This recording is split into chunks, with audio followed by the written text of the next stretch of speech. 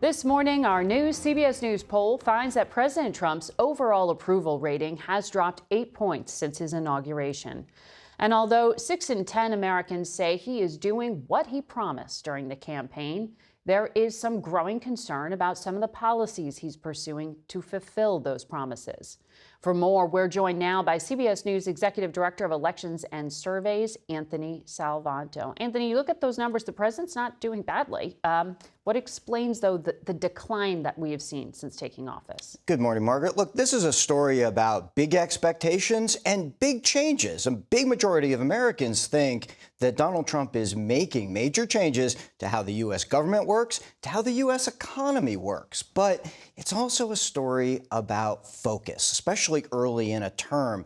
What we see is increasingly Americans think that the administration is putting too much focus on trade and tariffs and not enough on what they see as trying to lower prices. And prices are really closely connected to how they rate the president, not just overall, but on handling the economy and on handling inflation specifically. Those ratings are down now to their lowest level of his term. But the other part on expectations, Margaret, is that coming into this, Americans told us many expected them to get financially better off under Donald Trump. They were remembering the economy during his first term when they said it was good. And so far, we see more Americans saying that they're now financially worse off as a result of those policies. Also, that less of them think that he's got a clear plan for what to do on trade and tariffs. So that's kind of undermined confidence a little bit on that.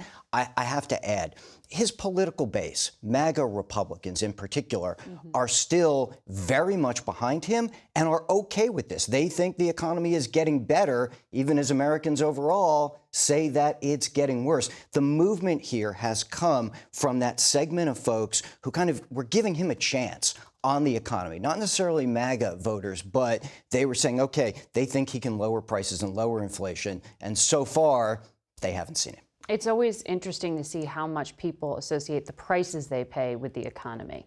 When the president talks about trade, the president talks about deficits, right? And they're saying, it's my grocery cart.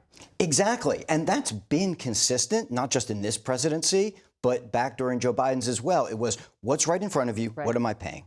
Immigration was a huge issue during the campaign. The president's put it at the centerpiece of his administration policy effort. Is it bolstering him? Well, in some ways, very much so. Because first, start with the border, right? 2/3 of Americans say that his policies have reduced border crossings. That was key in the campaign, so that's seen overall as a success story. The other part on his deportation plan continues to get majority approval, but it's in the details where we start to see some differences. You know, you see big majorities of Americans say, in principle, it is not acceptable if legal residents are mistakenly deported, mistakenly detained as a result of this program. And that may be forcing his overall handling of immigration down a little bit. But it also raises these larger questions we see in the first 100 days about the powers of a president and how one goes about getting their policies through. You know, more people say the president should be going through Congress for laws, not just through executive orders. You still see that collective role seen for checks and balances, a role for Congress. Also that the president should pay attention to the Supreme Court if it rules against him.